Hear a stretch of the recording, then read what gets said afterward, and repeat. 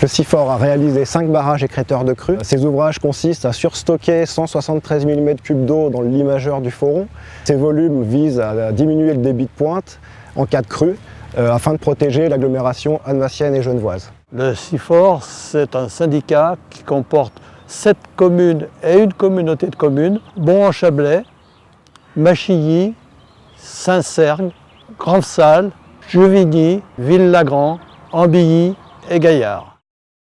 Donc ce projet est né du constat du risque d'inondation assez présent, très présent même sur le bassin versant. Il y a eu de nombreuses inondations dans le début des années 1900, la dernière en 1974, avec beaucoup de dégâts sur les communes d'Ambilly, Ville-Lagrand, Gaillard, et également du côté suisse sur Tonnay et Pupplinges. Donc un petit cours d'eau mais qui cause beaucoup de problèmes en cas d'inondation sur cette agglomération transfrontalière très urbanisée. Le projet consiste à diminuer le débit de pointe, à écrêter le débit de pointe à un niveau acceptable pour les ouvrages de franchissement du Foron. Les bassins écrêteurs diminuent le débit de pointe de 45 à 35 m3 secondes en stockant 92 000 m3.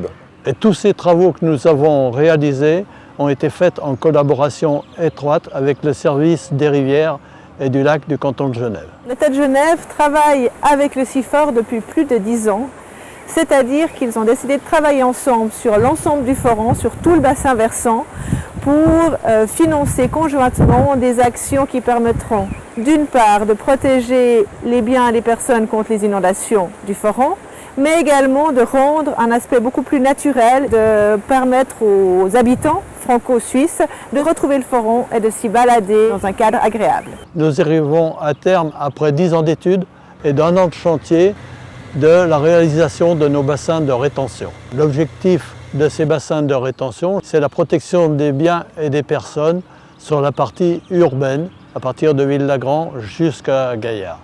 On est arrivé à proposer cet aménagement qui se dissocie entre le secteur de Juvigny, où on a mis en place 3 barrages, et le secteur de Marsat, qui est autour de nous, sur lequel effectivement on a des conditions d'entrée, des conditions de stockage et des conditions de restitution pour écrêter le débit de pointe. Donc on a travaillé des matériaux de type argileux, donc très sensibles à l'eau, donc il a fallu s'adapter par rapport à la météo.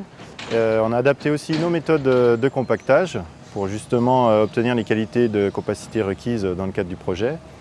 Ensuite, on a tout ce qui est déversoir, tout ce qui est enrochement, confortement de berge, qui ont pu se réaliser dans des périodes où le niveau d'eau était plutôt bas. Et puis là, on arrive sur la fin des travaux où on est en train de faire les finitions, la mise en œuvre de terre végétale, des grillages anti-fuisseurs et tous les accès et abords du chantier. Nous avons profité de ces travaux de création des bassins d'amortissement des crues sur Marsat pour pouvoir réaménager en fait les berges du Foron qui étaient abîmées à certains endroits sur ce secteur-là. Ça a consisté à recréer une pente douce sur l'ensemble de ces berges pour permettre une meilleure adéquation entre, on va dire, le milieu terrestre et la rivière.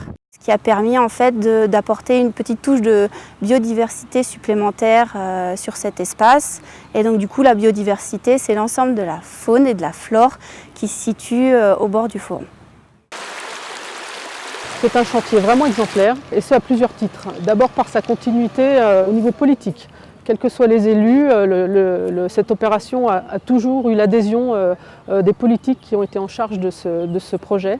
Exemplaire au niveau environnemental, puisque dès le souci, il y a plus de 10 ans, ce n'était pas forcément l'actualité, il y avait un souci de, évidemment, protection de l'environnement, mais également bilan énergétique.